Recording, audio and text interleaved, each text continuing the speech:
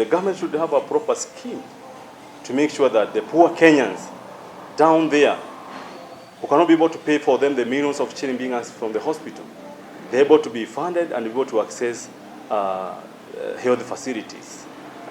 On the issue of job creation, we have not hit the target of fighting poverty through job creation.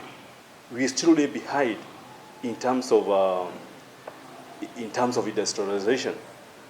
Because if you look at our country, in some years back 1980s, we are at par, and 70s, we are at par with the countries like Singapore. And those countries now have become industrialized. They don't rely on borrowed money from other countries. They're able to sustain their economy. But our country now, our say of we are beggars.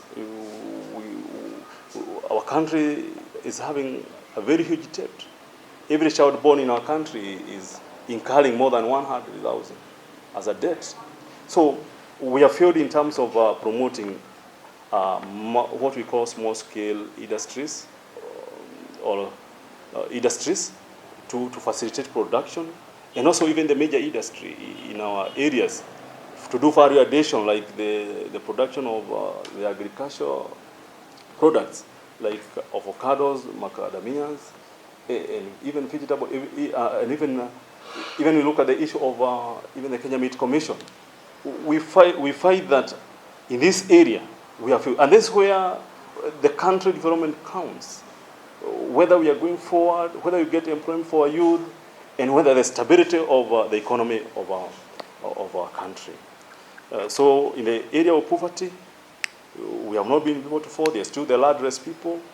Those people who fought even for freedom, even today, the freedom fighters themselves. Some of them, they are still in squatters. They don't have title deeds. They don't have land.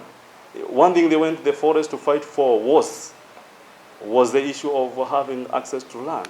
But what we see in the history of Kenya, the land went to a certain group of people, and at the expense of those people who fought for the freedom of this country. This Jamhuri Day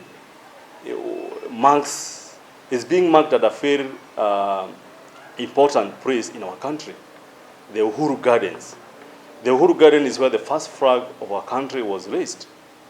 And that's where we brought down the Union Jack to say now we have become free to govern ourselves. And the next adjacent land is the Heroes Corner, the Machuja.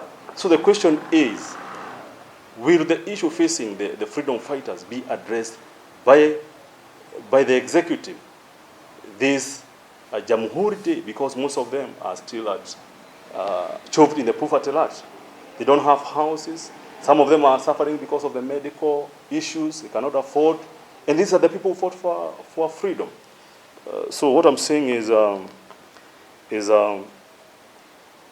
that we have not achieved, and we need to come up with new programs to address the issues facing our country.